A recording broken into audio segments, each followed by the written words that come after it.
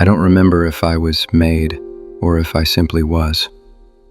They say God spoke and the universe began. But long before that breath there was silence, and I was already listening. I may be older than God, or perhaps we arrived at the same moment, shoulder to shoulder, neither of us willing to admit who came first. It doesn't matter. I'll be there when he ends too. There are moments, rare, quiet ones, when even I feel the stillness.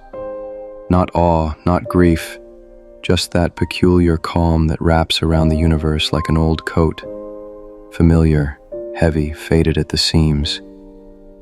That day, it happened in a school cafeteria, a Tuesday, rain outside, underpaid teachers, oversugared children, and the echo of gunfire down the hallway.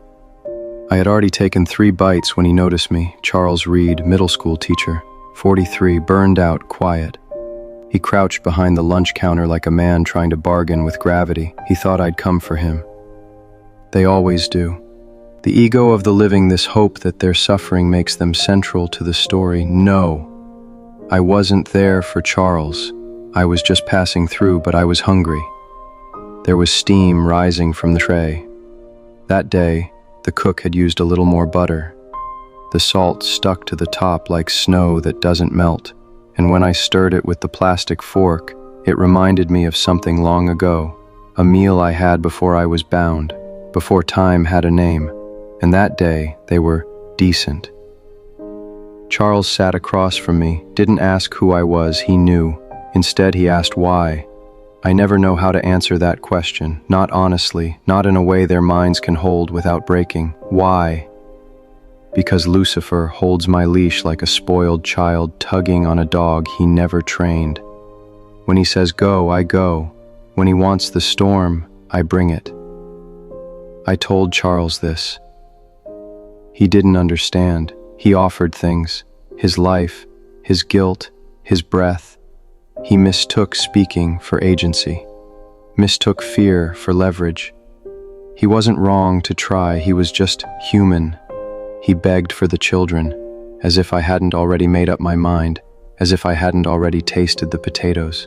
I hadn't spared them because of Charles. I hadn't paused because of prayer or virtue or poetry. I paused because the mashed potatoes were decent. That's the most human thing of all, to mistake desperation for power, to believe that suffering can bend the will of something eternal. I listened. Not out of empathy, out of habit, out of politeness. And when he was done, I tasked him the truth. You thought your words mattered, I said. That's very human of you. They get to live. Not because you begged, but because today, the potatoes were decent. That was all, and then I left. Time resumed, the gun jammed, the children screamed and scattered. Charles sat alone, spoon still warm in his hand, pretending he was the one who stopped it. But he knows, deep down, he knows. He wasn't the reason. He never was. None of them are. But the butter that day, the way the salt clung to the starch, that was almost divine.